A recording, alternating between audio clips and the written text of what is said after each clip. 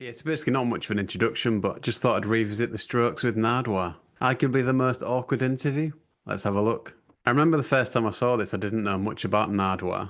So yeah, what I took away from this interview and what I've later learnt about him was quite different, but let's have a look anyway. Who are you? My name is Julian. My friends call me Jules, and this is Nick. We're 2/5 of the Strokes. Now tell me the other names of the guys in the Strokes, please. There's Fab, there's What's Nick got around his neck here? Is it Albert, and is it a guitar lead or there's something? Nikolai.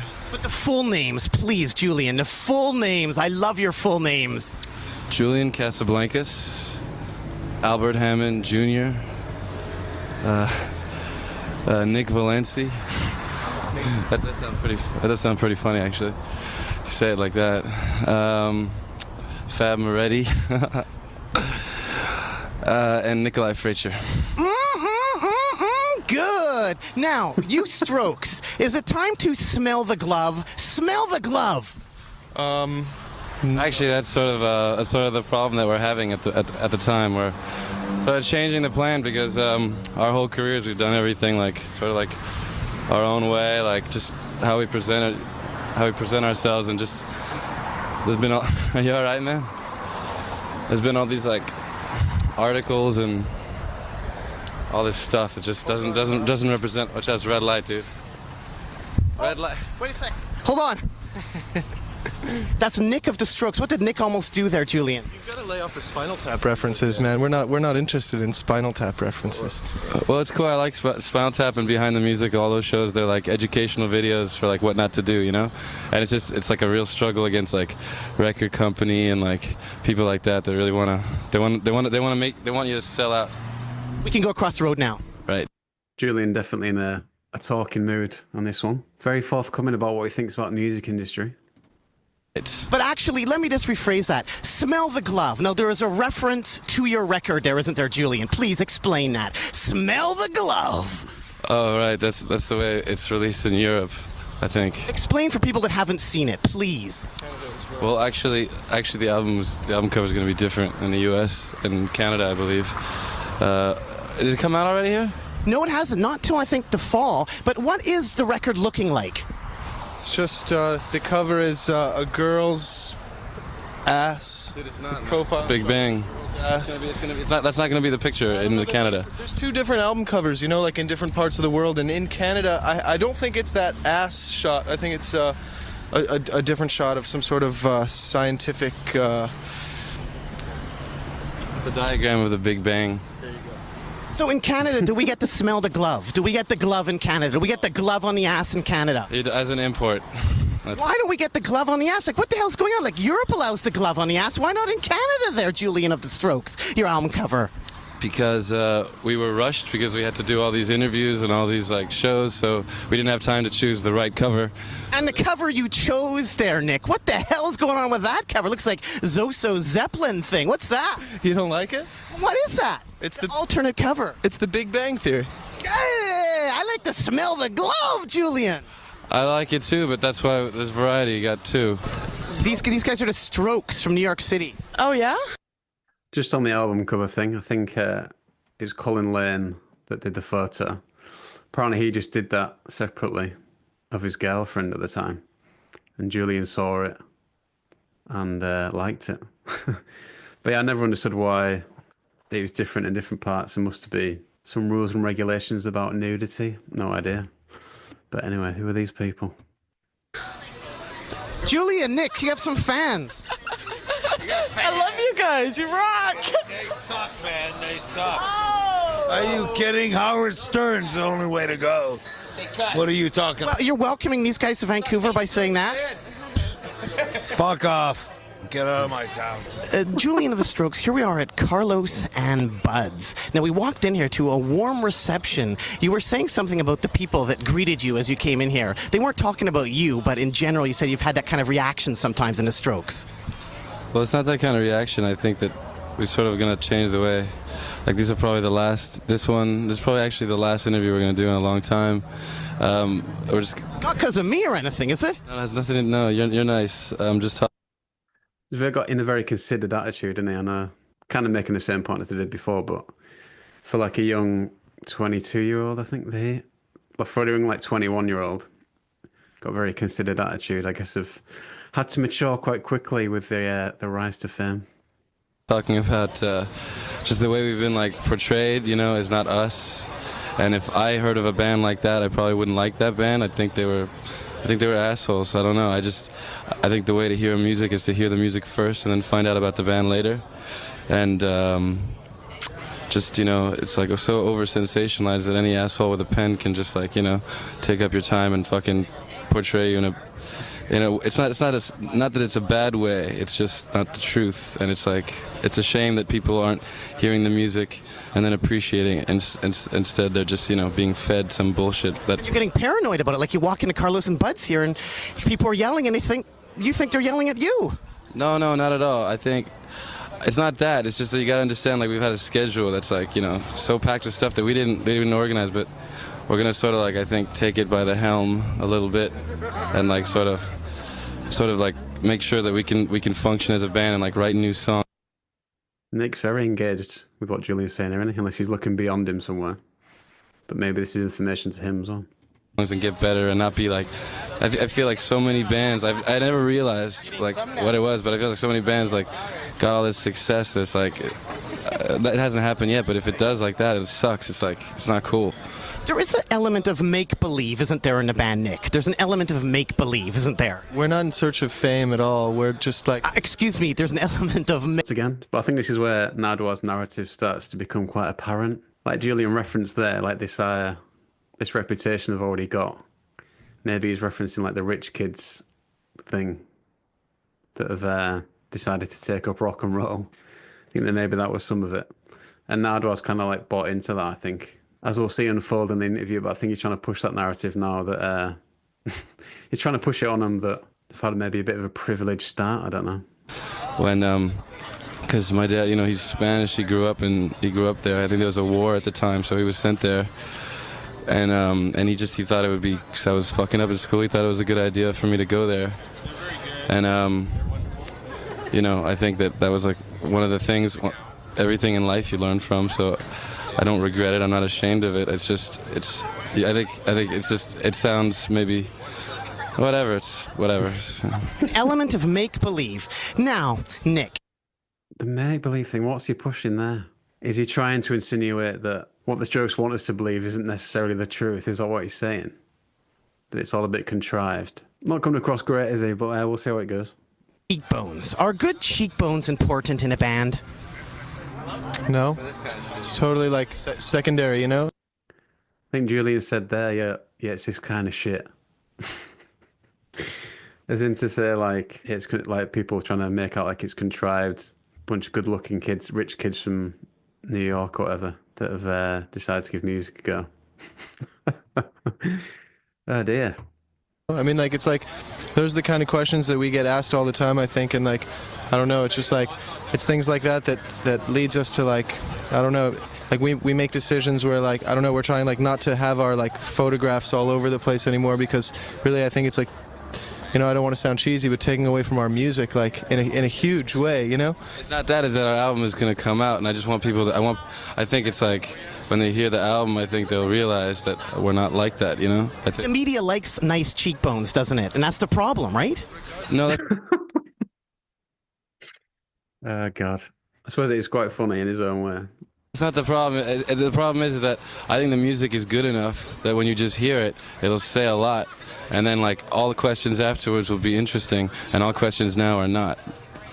That's the bottom line. People watching this, they don't know who we are. They don't know what our music sounds like. So why the fuck are we being interviewed? Because of fucking shit that we didn't control. And it's like, I want to see what the album says to people first, before, like, you know, I have to, like... Well, I think you're being interviewed because you're an interesting person there, Julian. And also the ambition of the Strokes is quite unique. You have an ambition to be the next Skid Row, right? Yeah, you're not far off. That's what you'd like to be, the next Skid Row.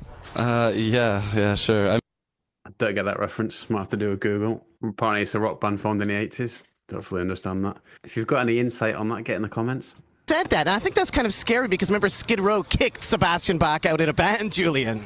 I mean, if I said that, I mean, I think I did say that. It was actually meant to be sarcasm. And also, you got to be careful about saying that. Remember, Sebastian Bach chucked that beer bottle at a fan years ago, and the entire first album, the royalties went to the fan. Remember that, Nick? That was some killer footage, though, of him on stage, like chucking that fucking beer bottle at the person's face. It looks great, but you guys don't want to end up in that VH1 special now, do you? Never chuck a beer bottle at someone's face, unless they ask me a stupid question. And the drummer for Warrant is packing video boxes now. Do you know that, Julian?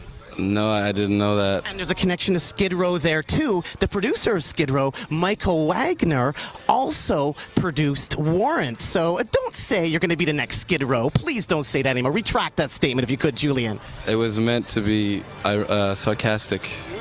You're an 80s cock rock buff. Well, that's what we were thinking. Perhaps maybe you guys are called the Strokes. Did you name your band after Stroker Ace or Stroke Me by Billy Squier? Actually, it's funny. Like we only found out after we decided to call ourselves the Strokes. We found out, like, we kept on getting these like Billy Squier comments and like Stroke Me comments, and I only found out that was a song until like after like we officially became a band, and I was a little bit disappointed. One of the neat things, Julian, I think about the Strokes is you have an incredible crowd turnout of varied people. Morrissey came to one of your gigs at the Dragonfly. Now, is that true? Because if it is, it's one of the rare Morrissey spottings out there. Yeah. I didn't get to meet him, but supposedly he showed up at the show. What was the scoop on that there, Nick? Morrissey coming out. Like, what was he doing? What was he up to? That is incredible. Come on, get excited. Morrissey came to your gig. That is good. That is good. Come on, he never goes out. His record company can't even find him, yet he can find the Strokes. We're very excited. I mean, we couldn't believe it at the time, you know. It was like 2 months ago. Yes, it was crazy. I know, everything. This is crazy. It's pretty like simple. Like if you look at it from Morrissey's point of view, where like there's a new band that like plays good music and he likes their music, so why wouldn't he go to see them play? Like when they're playing the town that he lives in, why would he stay home if he likes the music? It's pretty. Because he's a total recluse. So to come out for the Strokes, don't downgrade that. That is great. He's a recluse when it comes to like, you know, when it comes to bullshit. He didn't even show up to his own birthday party there, Julian, and he came to the Strokes gig. That's good. Strokes won, Morrissey nothing. Now, Strokers, Stroker Ace, Stroke Me. How was last night? How was the gig last night in Seattle? It was excellent. Thank you. Thank you, Seattle. What went on? It was an intense show, you know. It was very intense. I think it was intense for everyone in the band. I think it was intense for everyone. It was, you know, probably drank too much. To drink. But I think we played the songs all right, and I think the crowd enjoyed it. And after the crowd, it was cool, you know. It's like it was a good show, you know. I'm bad at like promoting myself like that, you know. I had fun. Awesome town though. We always have fun in Seattle just because like the vibe there is so right. A lot like. Let's just pan over here to Matt. Mark, look what your label. Just totally cutting Nick off there. Hilaire. People love this guy, apparently. Fair enough. Rep is trying to help you out with there. How do you feel about that there, Julian? Album release in CDA. In Canada, album released. Fuck that, man. No, come on. What? They got a bloke there from the management or something telling him to talk about the release in Canada. That doesn't seem very Julian Casablancas' style, to be fair. Come on, Matt's trying to help you out. Our album is coming out September 25th. It's true, yes. You must feel on top of the world because there are people everywhere trying to help you out. I mean, it must make you feel good. I know you feel bad away, but it must make. It feels great. Don't get me wrong. It feels fucking great. There's not a day goes by where I don't fucking count Your hands feel great. I like that. I don't fucking count my lucky stars every day. But there's more to life than fucking trying to be popular, and that's what we're trying to say. And that's what our fucking music says. So wait till it fucking comes out. But I don't think you're trying to be popular. I think it's great that you made it to Australia, like on a single. On a single, you made it to Australia. Fair play for Julian there, like, he's trying to wrestle back the narrative of this interview constantly. And he did it almost physically there, so fair play to him. Australia, that's awesome. Don't ask me how. You know, they called us up and said come and tour. Oh, nothing. I'm just laughing. Thank you very much there, Julian. What about that little knee plug? What were Again, Nick gets cut off there. No worries, mate. you thinking? No, I was just laughing. You're a funny guy. You're a nice guy. It's just funny that, like, we were talking so normally, and now it's like, I like it. It's cool. Britain is... It's kind of like oil and water, these two, isn't it? Especially with Julian on the sesh, downing shots and drinking beer. Just kind of wants to get on the sesh when he's got Nardwuar absolutely grilling him, but there we go. is a very picky place. I think the only Americans they like are like Ruby Wax. You know Ruby Wax, the comedian? No. Ruby Wax, the American comedian, and they like you guys. I mean, that's pretty hard to win over those British press people. Now, let's say some of us watching this are in bands. Who would we send our demos to? Which New Music Express writers you think are pretty cool out there? It would be sort of mean to name a bunch of names and give out a bunch of addresses and phone numbers, you know? I mean, people might think this is good. I would say send it to Rough Trade because they have good taste in music. We like pleasure, but it Next question. doesn't have to be. We like pleasure, but it doesn't have to be fancy. Pleasure. What are you talking about? That is a quote that you said, Julian. This is a quote that Julian said. We like pleasure, but it doesn't have to be fancy. Can I tell you something? All the quotes that we say are not actual things that we say. That's what I want to get to the bottom of. The Turkish bathhouse. Is that where you guys met?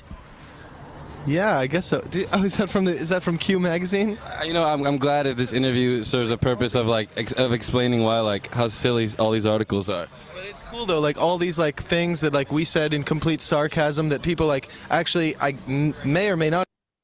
Sorry to interrupt Nick again there, but it's funny, like the stuff he's wearing here. Like a few years later, this was in Top Man, wasn't it? This type of get-up. Julian's t-shirt and stuff. That had become high street fashion not long after this, if it wasn't already, but I don't think it was.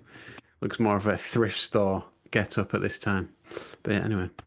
Not have taken seriously, like you're throwing back at us now. It's actually pretty funny. No one's ever done that before. But like all these things that you're talking about, like, you know, were meant purely sarcastically. Well, I'm taking them totally seriously, actually. Everything about the Strokes, I believe, including that Noel Gallagher came to one of your gigs. Number 2, Morrissey won. Awesome. Oh, so you're more excited about Noel Gallagher than Morrissey? No, not. Does that tell a bit about his influences at all, Nick? We actually. Does that tell a bit about his influence? Come on, answer that question. Does that tell a bit about his influences? He's more excited with Noel Gallagher than Morrissey. That's pretty bad, isn't it? Dude, you can't let me finish, dude. The reason why I said it was cool because I didn't meet Morrissey and Noel Gallagher. I was in the bathroom and some guy came in and we were there and we almost got into I don't know, not a fight, but like Noel Gallagher just stepped right in and it was I don't know. I just thought that was sort of cool, you know. That's all. That's the only thing I was talking about. Not. And this is just not a gig in England. This is like in Philadelphia, in the middle of nowhere. They came out to see you guys, right? Oasis. They were playing a show that night early, and then they just came and I don't know. I think I never really listened to their. Hey, don't go away, Nick. I'm not going away. I never really listened to their music, but I you know, it was just Interesting that I never really listened to Oasis. I suppose it's a bit basic for Julian's taste, maybe. I don't think they massively crossed over into America, did they? I don't know. It's interesting that they've got no interest in them. They're kind of on a different plane musically, aren't they? That'll probably trigger some Oasis fans, but playing a bit of a different ball game, the Strokes, I think. when you meet someone and they're nice to you, it's you know, I'm not gonna I never met him before, you know, and I saw interviews like this. And I always thought he was an asshole, and I thought he was going to be an asshole, but he was like a normal guy, and he was. And you haven't met his brother, Paul Gallagher. He's the asshole. Right. No, Liam Gallagher was there. I didn't really talk to him. No, they have another brother, Paul, the fattish older one. There's Noel, Liam, and Paul Gallagher. I didn't know that. He's the one that rides their coattails. Were there any other good Noel Gallagher stories that you got at all, Nick? Did you get any Noel Gallagher stories? No. That's it. That's the one. Did he give you any advice about Britain at all, or going over there? Like, hey, you guys, I saw you in the paper. I used you as toilet paper, and they're using you as toilet paper. And get back at them. Don't appear in the press like gay dad. No, not really. It was more I like your music, thank you, and we were drinking. Again, good advice. He said, don't get caught up in drugs. And I said, thanks, no. That's true. He said I did drugs until I was 30, and then and then now I've stopped. I had my fun, and now it's different. Wait for Noel Gallagher to tell you that? What about your parents? Dude, you asked me what he fucking said, dude. Julian of the rock and roll band The Strokes, what two things do you have? What two things do you have, Julian? What two things do I have? I think I have the ambition to progress and hopefully get better.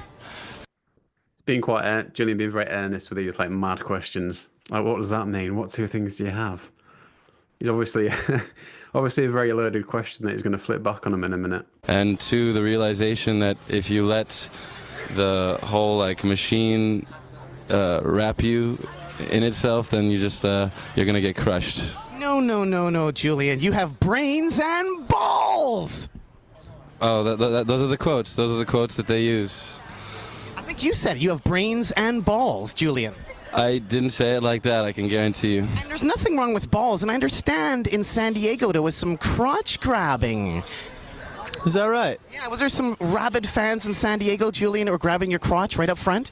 Well, no, it was more like, it was a rowdy, it was like not rowdy, it was actually, when we started the show, it was very calm, and they didn't really know, they knew a little bit about us. And then by the end of it, there was like this one chick who was like touching pedals and like grabbing everyone's legs and just like grabbing like, you know, it was just like, it wasn't nothing really. Girl in the front row who wouldn't stop touching my guitar. She was like reaching for this every time I sort of came like towards the front of the stage, reaching for the strings on my guitar. And I just had to like stop playing and kneel down to her and say, don't touch my fucking guitar ever again. Oh, come on, some guys pay for that. Some guys pay for that, and you're telling her not to do it? No, we were like actually a bodyguard, a bouncer guy. A bodyguard. Not a bodyguard. You're not used to that name from your youth, are you? You never had bodyguards, did you? No. Wow. And like, Yeah, absolutely loves this narrative, doesn't he? You're not going to let it go that these are rich kids, pretenders, if you like. Wonder if Nardwuar actually likes the music or not. Be interesting to know. and like, Bodyguard. no, and this guy came out and he was actually going to take her out of the show, and I was like, just leave her. It's like it was not a big deal. It's like small shit. You know. I like the stuff you do with the mic, though, Julian. I understand you sung, like, into the mic cord. Like, not actually into the mic, but into the mic cord. That's pretty good. Well, actually, it was the first song we played, and like the mic got unplugged, and we couldn't, and the mic was just disappeared, you know, and like I was just like holding the mic, like, you know, like just like sort of just laughing really, and then a girl actually from the audience saw it, and she just sort of went on stage, grabbed it, and handed it to me, and like I plugged in right at like the last note of the song. It was like, yeah, like hell yeah, and the crowd was like, they dug it. Actually, they dug it. It was funny. Word up the Strokes! Word up. You guys, Strokers, have a song called New York City Cops, right? Yes. What do you think about that incident regarding the New York City cop recently, the guy who got hammered at that strip club and then killed people drinking, driving on the way home? I don't know. We haven't been in New York in a while. We've been touring, and I didn't hear about that. And that's a terrible thing that happened. What about your cop experiences? Well, we've all had like little experiences like here and there, but I don't think that song really like talks about any incident in particular. It was sort of, the song was more meant like a story, and then when it came time to the chorus, that was the only part that I always thought was so, like the one like poppy, like true like poppy like thing. And I kept saying like I want to like let's kick it out, fuck it, it's too much. At the end, I just, as a joke, I was just singing that, and it sounded cool, and it made sense for the song, and so that's how it came to be. But come on, Funny, that's quite interesting. I don't remember hearing that before. I've heard that with like about a few songs where you'll have like just like placeholder lyrics that people just come up with off the top of the head, almost for a laugh type thing, but they end up staying in there because of the right fit, basically. So that's interesting. I think the other one I've heard, not as good a song, obviously, but Kingsley on Sex on Fire, I think they were just like joke lyrics and then stuck, but we won't put those in the same category, I don't think. Strokers, give me some New York. Give me some New York cop stories. I want some cop stories. I don't have any. I don't want to like, you know what I mean? It's like, I don't want to like go back to New York and be like fucking harassed by cops, you know what I mean? Okay, give me some good food stories, there, Julian of the Strokes. Food stories, Papaya King. Have you been to Papaya King at all? The hot dog place. Yes, I have. They have good hot dogs. Okay, how about some other plugs there for some New York City eating establishments at all, Nick? The thing about New York City is it's like food is just like, you know, like junk food especially is very easily accessible. You know, so a lot of the time you just, you know, you go eat McDonald's or something. Come on, a name, Papaya King. Kanish, please, food, hints. I don't know. I think that. That's why people make all these rumors about you, because they don't know the real you. Now tell me about the real you. You're mad that people are asking about the real you. Where do you like to eat? Where do I like to eat? I don't know. I don't know. You buy shit from the grocery store, or you just, I don't know. Or you buy pizza, or you buy McDonald's. I don't know. That's Sadly, in New York, that's what's cool about New York is that I think the restaurant business is so competitive that everything is just like good. Like no matter, just walk into a random restaurant, like it's gonna be fucking amazing. I mean, actually, I don't eat McDonald's now, but I'm just talking about before we left New York, before this whole circus started. What does New York create? Give me a second. The thing is that there's so many different kind of. Creates the Strokes. Oh, yeah, that too. The ants, like you already have fixed answers that you're looking for. I was just kind of hoping you'd fill in the blanks to make this a bit easier, if you know what I mean there, Julian. No, what does New York City actually create? I think it's a lot of different people, like right next to each other. Why is Julian taking these questions seriously? It's quite funny how earnest he's been about it. Kind of respects it as well. Let's see if this one gets flipped on him again. That are culturally very different, and it creates a lot of like, obviously all the negative things are like a little more like, you know, hush hush yet obvious, but then at the same time you realize that like if you meet the right people, like, you know, there's like cool people, and like if you meet the right people in any kind of crowd you run in, then like there's always like good ones, and it's like for me it was all about finding the right people. And like, I don't know, you find and you can have fun there, but if if that's not the case, then it's not. It can be a bad experience. I don't know. It's so varied that a statement that I say, so many different situations in that city that like you cannot summarize it like in a rock and roll interview like this. Lie, mate. Even I switched off during that. Not sure what was going on there. Quite a ramble. But fair play to him again for answering it sincerely. Thank you for making an attempt at that. I do appreciate that. And winding up here with Nick and Julian. So you didn't flip that one. That's interesting. What does it create? Maybe he was going to flip it, but thought better of it because Julian was being so earnest. I don't know. The rock and roll band, the Strokes. The Strokes. I understand, Nick and Julian of the Strokes, that Lou Reed actually met you guys. Actually, I don't think he would remember because he was signing books. I remember we were in a bar, I think, and like someone said Lou Reed is signing books in Barnes and Nobles, so we just sort of went there. I thought you were at the premiere of Blow, buying popcorn. That was where I met Lou Reed. Oh, two different Lou Reed meetings. Julian met Lou Reed at Barnes and Noble signing books, and I met Lou Reed at the movie theater. How'd you hear that I met him at the movie theater, man? I never even told that to anybody. It's all in the press, man. Julian, your story? Oh right, yeah, and it was over, and he was leaving with like his posse around him, and I don't know, I was with Nikolai, I think, or Albert, I can't remember, and we were just like, dude, man, you go up to him, like, say something. Like, you know what to say. He looks so intimidating, that guy. I just grabbed one of his books off the rack and said, like, you know, can you please, like, I don't know, it's a longer story, it's not very interesting, but it was just basically like meeting a guy and having him sign a book, and it was really cool and weird, and it was funny. Actually, he signed it, I have it in my house now. It's a Lou Reed like lyric book signed to the Strokes. It's pretty cool. That should have been the album cover, not the Zoe.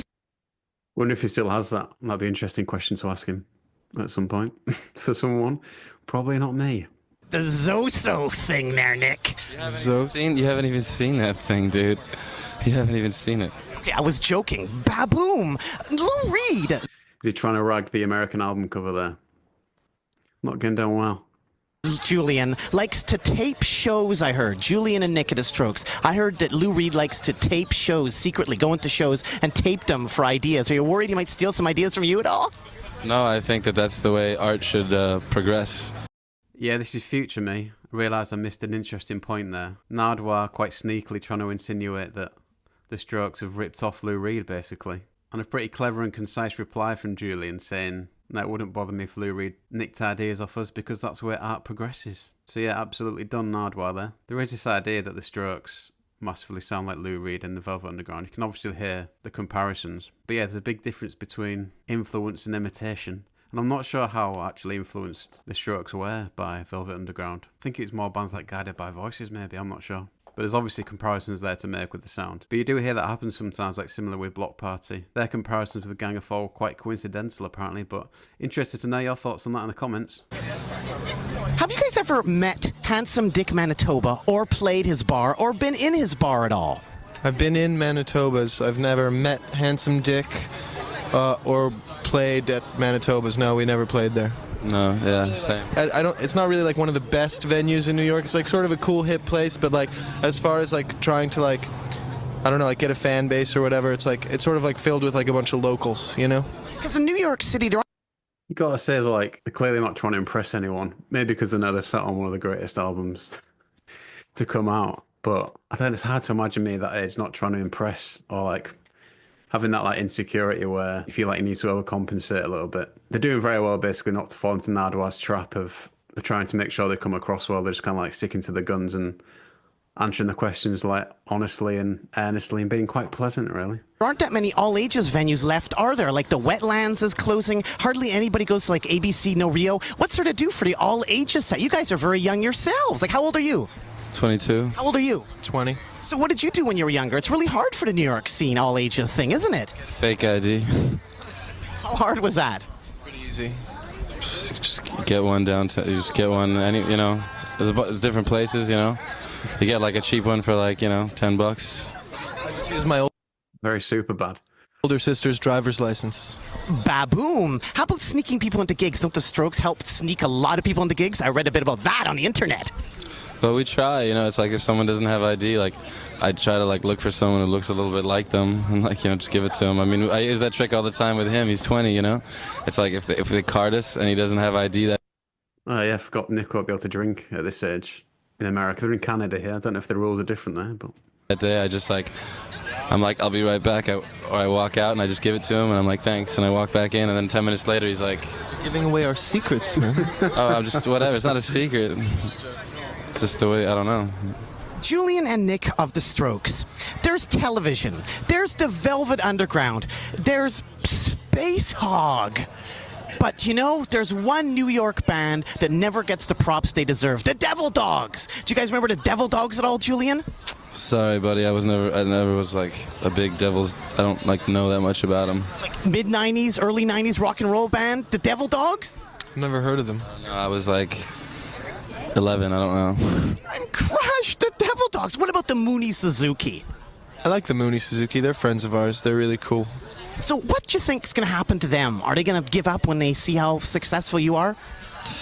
No, I don't think so. I think that maybe, you know, maybe they'll be helped out. What? Like, I hope that people, like, I don't know, if they see that like we're gaining a small amount of success, like in certain places we go, I hope people get like motivated to like, you know, work hard themselves and do something worthwhile themselves, you know. Like at a point, like in New York, when we would play, like the Mooney Suzuki was 10 times more popular than we were, and we like sort of like, wow, like we got to get to the level where the Mooney Suzuki is and like start like playing these packed shows. And then I don't know, we just like worked really hard and ended up like doing it and sort of going even further than that, and you know, hopefully going even further than we are now.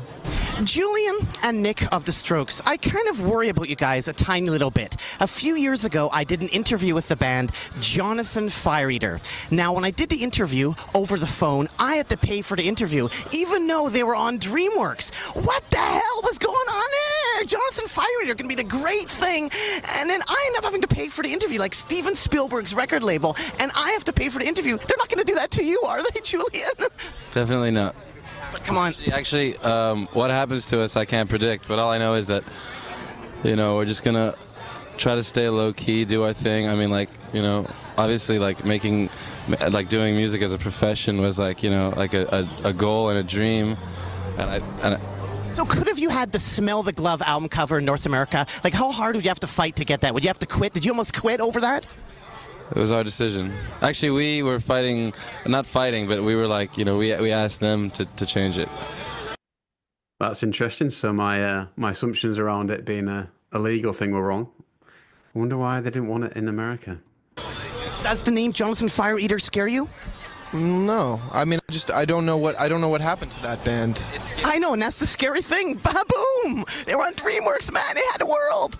Yeah, it's scary because I feel like if you do, you know, do too much of this stuff before the music comes out, we'll be like, you know, it'll be bizarre. It'll just be bizarre. I like music, you know. Music is like, It's like something that like when you hear the best kind of music that like hits you in a way where you're just emotionally moved. It's just that's where it's at. That like that helps you out in life. That's more than a fucking. That's like almost like a friend sometimes. Like a friend to like turn and somehow like if it can somehow summarize the way. Whatever. I'll stop talking if you want. Julian and Nick. That is wild. That like he's coming out with like probably the best quote of the whole interview. Like a pretty beautiful statement there about it being like a friend. he just moves the mic away and then changes the subject. He does not give one hoot, does he? Of the Strokes, about the music, your instruments, your drums, Julian's reaction there as well. Talking if you want. Julian and Nick of the Strokes, about the music, your instruments, your drums, your drummer, an amazing drum. What is that drum set? So reissue of it's a reissue of actually Ringo Starr's Ludwig kit. Looks great. And how about your own instruments you guys have in the band? The other instruments. Are there any good stories behind the instruments? Mojo guitar stories? Oh no, we don't really shop at Mojo Guitars. We've got a guy in New York who sort of sells guitars out. JP? No, not JP. It's a guy named Richie Baxt who like sells guitars out of his apartment, like sets up guitars and stuff. What's wrong? No, nothing. It's just no, it's No. Personal. He's giving away something there. Bit of a dodgy dealings going on with old Richie. Stroke business.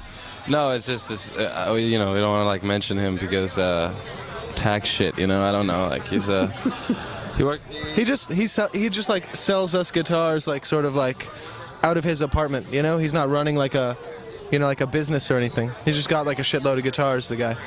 That's okay. I understand what's going on there. But you strokers look good. Like, amazingly good. Like, which guitarist of yours has a white belt? Who has a white belt? Albert. That's a nice belt. Now, friends of mine in the band, the Schmugglers, went on tour to Europe, and they met... Look at that absolute David Brent look to camera there. Well, not David Brent, but the Office type vibe. Very Tim in the Office there. Just looking at the camera just to say, what am I dealing with here? Never noticed that before. Amazingly good. Like, which guitarist of yours has a white belt? Who has a white belt? Albert. That's a nice belt. Now, friends of mine in the band, the Schmugglers, went on tour to Europe, and they met up with a band, the Hives, and both bands were dressed identically. Both bands had black and white belts. Have you run into any clones of the Strokes yet? Any Strokes clones? No. I'd be interested to see like how they clone us, like what it takes to have a Strokes clone. Like I'm not sure what you'd have to do, but no, we haven't really like I don't know. I think we sort of like stand out on our own anyway. Like people don't really try to copy what we do at all. Nick. Well, that was about to change, wasn't it? I think. Yeah, especially like Nick Valenci, like the skinny jeans, the drain pipes, as Ryan Jarman likes to call them. That definitely became a thing. A hoodie of the denim jacket. Oh yeah, there ought to be some clones, all right. And Julian, you played with The Pattern in San Francisco. What do you think of them? Chris Applegren, The Pattern. They're cool. They were great, man. Actually, The Pattern. Bit of an aside, but watching this is making me want to booze. I don't know why. This kind of golden period in it. Say mid-afternoon, you're a few beers in on the cigs. Oh, it's lovely stuff. Not for me anymore, though. Nick's face here, doing a bit of a David Brent himself. I don't remember. We played with so many bands. Actually, I'm sorry, dude. San Francisco. Wait. I'm just, it's like you play a show every single night. Just give me a second. San Francisco. I'm trying to remember the event. Oh, yeah, right. Bottom of the hill. Cats were really cool, man. They were really nice guys. The Pattern, that's right. They were awesome. Are they friends of yours? They're from San Francisco. Chris runs Lookout Records, and I know him because his wife is Molly, and Molly plays in the band Bratmobile, and Bratmobile toured with the Donnas, and one of the Donnas' relatives, Laurie Anderson, is friends with Lou Reed, so it all comes back to the Strokes. Cool. Isn't Laurie Anderson married to Lou Reed or something? Are they married or together? I'm not sure exactly what the association is. I don't know about now, but I remember. I think they were pretty sure they were married. So, future plans for the Strokes. We all know your album comes out in Canada on... cameraman. Matt, come on. Where's the lit? Can we please have the? Can we have the thing again? Come on. Let's use this. Oh, come on. Come on, come on. I'm saying don't because we're not. That's not. Oh, because that might not be the right date. You mean? No, because I'm not gonna. I don't know. Oh, come on. You don't want to plug your own record? Come on. Can't you put up the little sign? This is ridiculous. You don't want. Our album is coming out the 25th. You know. But we thought we'd just to wind up for the edit point in case we don't use that again. Yeah, it's coming out on RCA. Yes, it's true. RCA the 25th. So that. It's convenient that the motorcycle drove by at that time. It muffled you out. If people are really interested in buying our record, From God. they'll find out when it's coming out.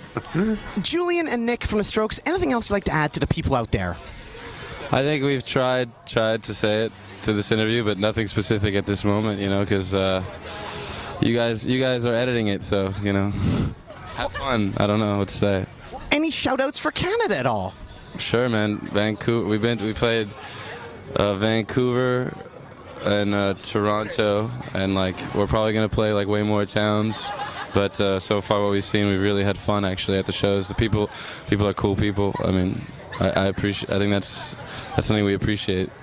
Julian and Nick of the Strokes, why should people care about the Strokes? Why should people care about the Strokes?